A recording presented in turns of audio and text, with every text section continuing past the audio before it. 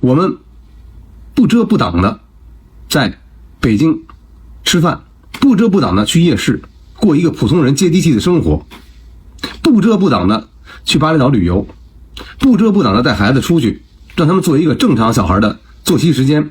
試問這種做法也要觸犯刑法嗎？ Hello， 大家好。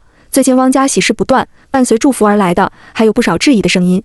而這一次話題再度升溫，源於汪小菲罕見的正面回應了網絡上的惡意攻擊。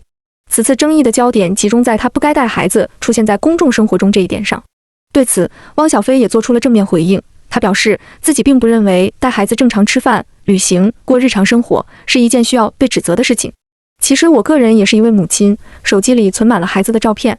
很多時候我也提醒自己不要隨意曬孩子，但拍到他們可愛的瞬間時，還是忍不住想分享到社交媒體上。而汪家的情況有所不同，即便他們自己不主動曬孩子，也會有網友拍到並分享出來。他們作為擁有幾百萬粉絲的公眾人物，本身就伴隨着喜愛與爭議。孩子正常的生活場景一旦出現在公眾視野，就很難阻擋大家的好奇心和拍攝行為。如今已是人人自媒體的時代，每個人上傳到社交平台的內容都可能帶來流量，要讓一位父親出門在外，時刻去阻擋四面八方的鏡頭，實在是太過為難他了。除此之外，我還想說，不管是粉絲、路人還是黑粉，其實都在關注着他們的生活瑣事。既然選擇去看，就不必看完之後心生憤怒，看到他們過得好不高興，看到他們有不順就肆意謾罵，這樣真的大可不必。人啊，有時候不妨多一份包容，少一些戾氣。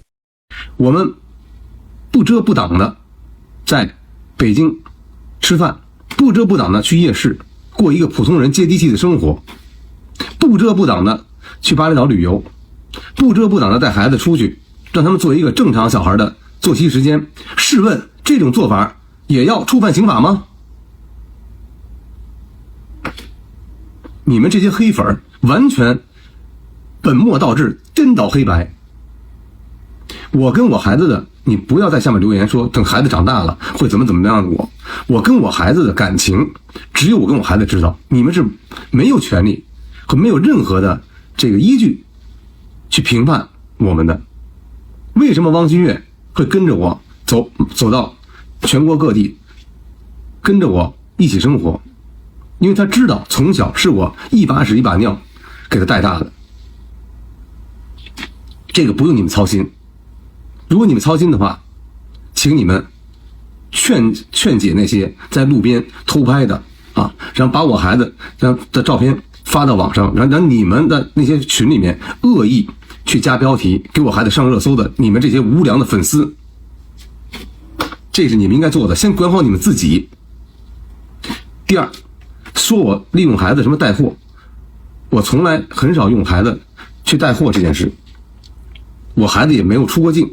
在直播裡面，這是違法的，不能出境的，對吧？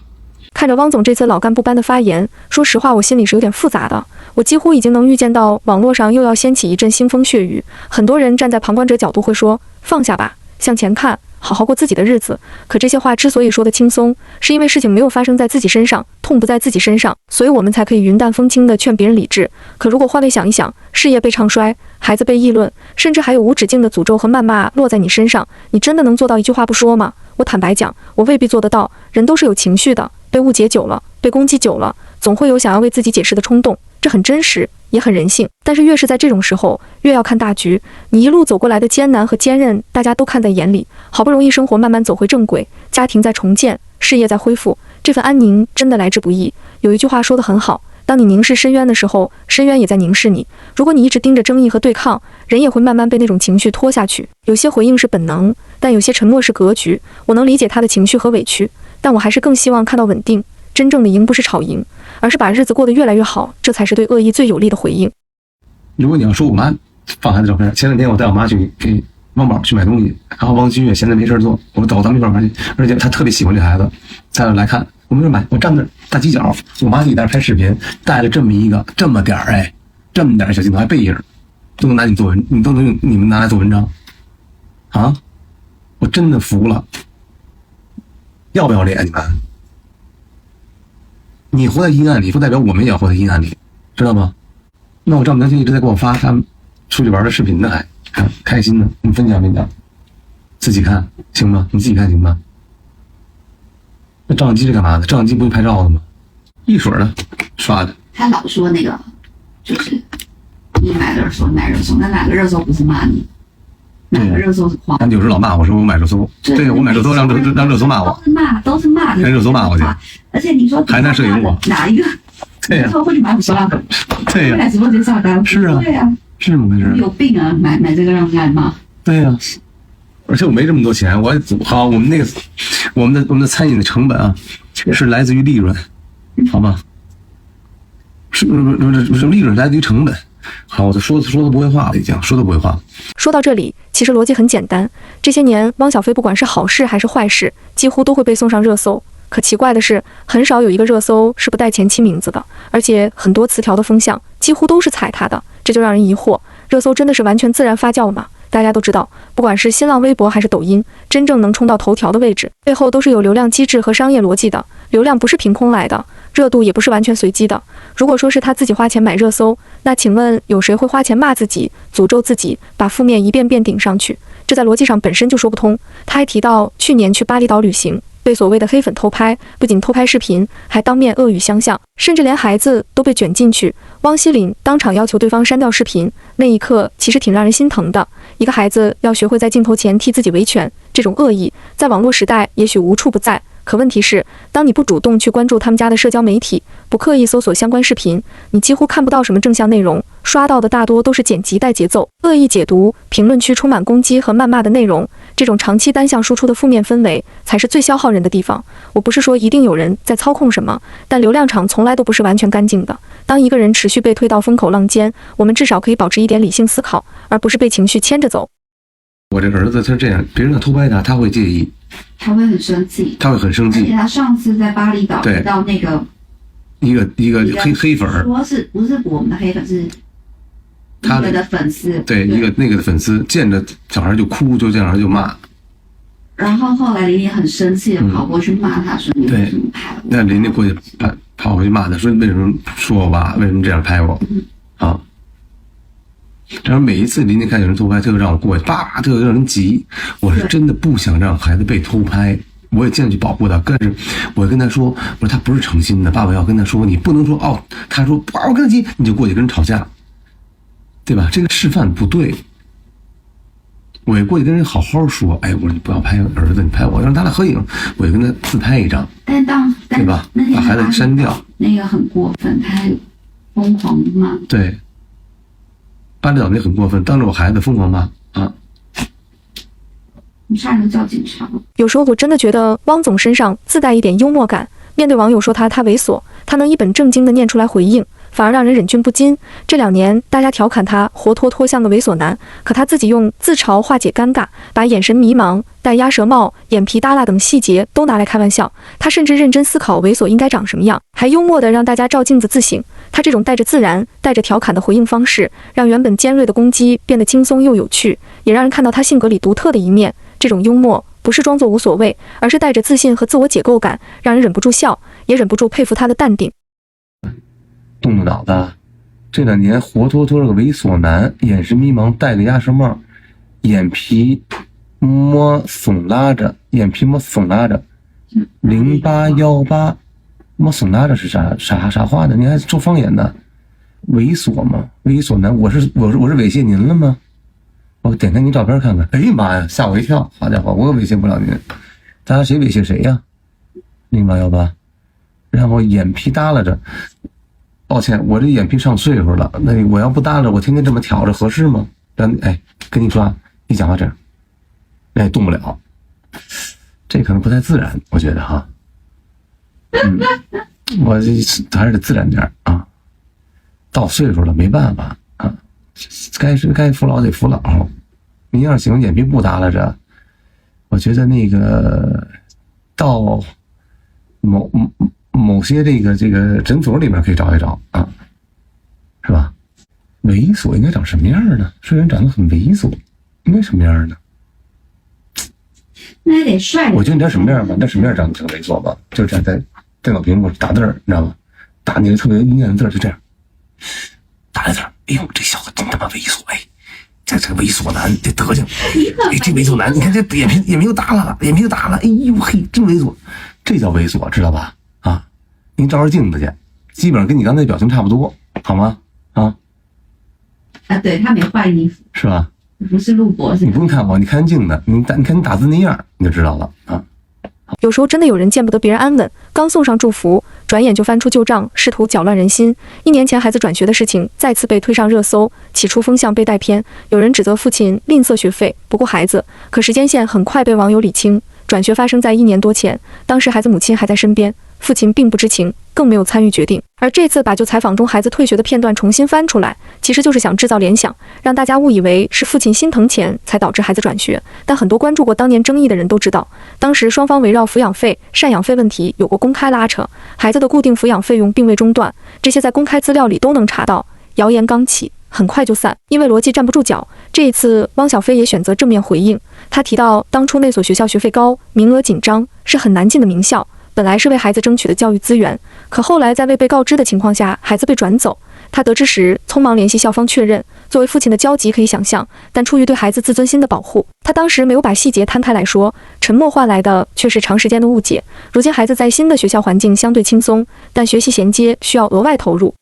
他也請原校老師回家補課，希望盡量減少影響。其實整件事的核心不該是誰贏誰輸，而是孩子有沒有被好好守護。真正的愛不是把孩子放在輿論中央，更不是把他當成情緒工具。誰在為孩子未來負責，誰在讓爭議繼續擴大，時間會慢慢給出答案。是誰給他轉學的呀？不是我給他轉學的。復興多少學校是你也知道吧？我急了，我趕緊買機票就回來了。我說為什麼要換這個學校？本來那學校超難的，很好，很難上的，很好的學校。對，雙語絕對是最好的了，復興嘛，最好學校了。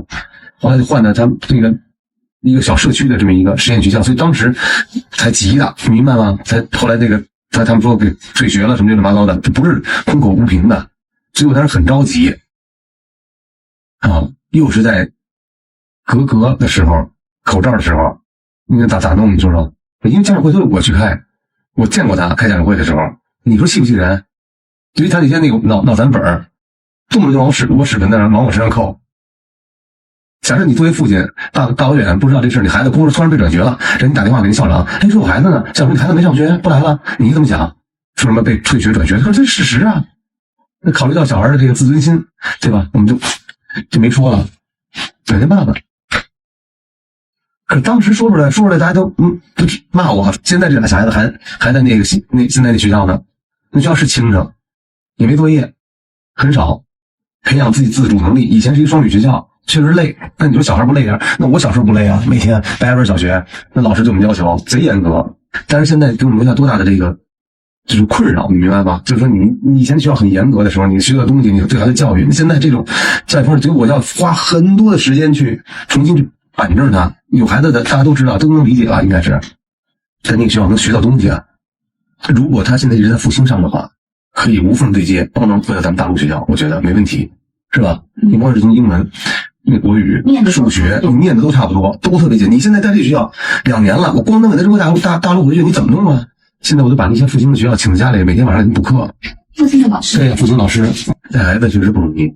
這幾年圍繞汪小菲和母親張蘭，外界總說他們是冤家母子。最近在台北看孩子的片段，又一次讓人看到他們在教育觀念和表達方式上的分歧。那段餵奶視頻其實很典型，最佳奶爸。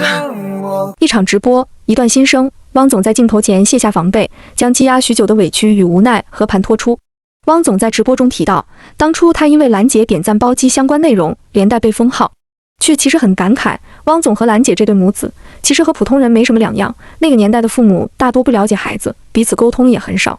兩代人的個性、做事方式截然不同，誰也改變不了誰。久而久之，孩子就不再願意和父母說心裡話。我看來，蘭姐是個不藏話的人，看到自己的孩子受委屈，出於本能的保護欲，就會直接把事情說出去，但她自己會覺得不被尊重。比如那段餵奶視頻，她早就告訴蘭姐不要發到社交平台，擔心被人拿來做文章，可蘭姐沒忍住，還是發了。我發現我黑粉是兩派人。不是，你怎麼回趟家回來？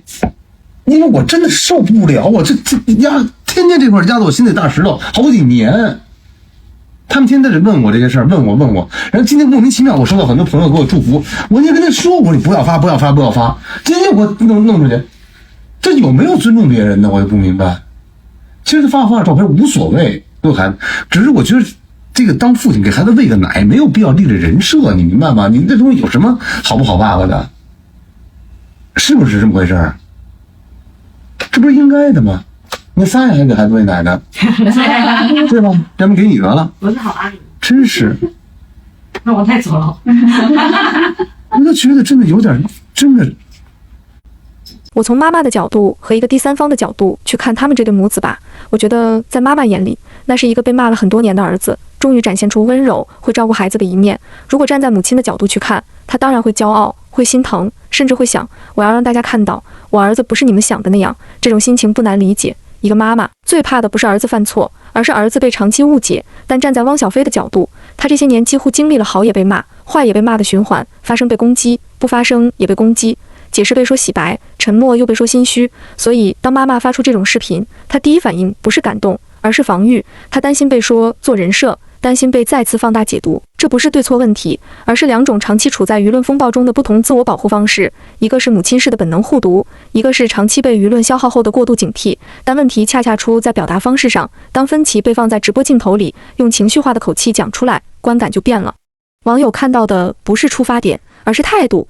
而這正是他這些年路人緣越來越差的關鍵原因，不是因為絕對的善惡，而是因為反覆、情緒化、立場搖擺的觀感。在輿論場裡，大眾其實更寬容穩定的人，哪怕你有缺點，只要立場清晰、表達克制，反而會被理解。反觀他和大 S 那邊的家庭結構，對方表達統一，態度一致，對外口徑穩定，而他這邊常常是情緒先行，解釋滯後，內部意見公開化，久而久之，大家自然會覺得他鬥不過那一家。但鬥不過不一定是能力問題，更多是情緒管理和邊界管理的問題。我個人一直覺得他不是個壞人，他更像一個糾結、敏感又在公眾壓力下長期失控的人。可有一點必須承認，作為企業老闆、公眾人物，私下怎麼和媽媽爭執都可以，但對外呈現千萬不要讓大家看到分裂感，因為一旦觀眾覺得你是撕裂的、不穩定的，所有善意都會被打折。其實真正希望他們好的人，都不是希望誰贏誰輸，而是希望這個家別再被外界節奏牽着走，對外統一，對內溝通，少情緒，多克制，少直播解釋，多實際行動。有時候真正的體面不是爭贏，而是穩定。你們說是吧？這只是我個人的理解。最近汪總真的給大家提供了太多素材，作為一直關注他們家的觀眾，我感覺就像追一部連續劇一樣，一集一集陪着他們經歷生活裡的點點滴滴。我們這個頻道，我相信大多數朋友都是帶着善意和祝福來的，真心希望汪小菲能把這一地雞毛的生活慢慢撿起來，一步一步把日子過順過踏實。還有蘭姐，每次哪怕自己心裡難過，出現在大家面前時，總能給我們滿滿的正能量，用她的開懷大笑感染着每一個人，這份積極真的特別有力量。其實網絡上的聲音本就有好有壞，當一個人活在大眾視野裡，好像就很難去評判絕對的好與壞、對與錯。我們要學會允許別人的思考方式、認知層次和自己不一樣，畢竟現在這個社會，大家更多是在網絡上尋找同頻共振、價值觀一致的人。就像我們頻道裡這麼多希望他們日子越過越好的朋友，我相信大家心裡都藏着一份溫柔與善良，也都把自己的小日子打理得井井有條。畢竟當一個人連自己的生活都梳理不清時，是很難真正共情別人，站在別人的角度換位思考的。所以啊，汪總、小梅，我們是真心實意的祝福你們，盼着你們往後的日子越來越好。汪總，可千萬別讓我們這些真心祝福你的人失望呀。好啦，今天就先和大家聊到這裡，這個年也已經過完了，也借着這份心意，祝福屏幕前的每一位朋友，新的一年一切圓滿順利，最重要的是平安健康，萬事順遂。謝謝大家的收看。看了，看一眼，看一眼，这把网本拍上，看的。確定嗎？看一眼，好了，然後去。哎，那麼憔悴啊什麼的，其實美着呢，是吧？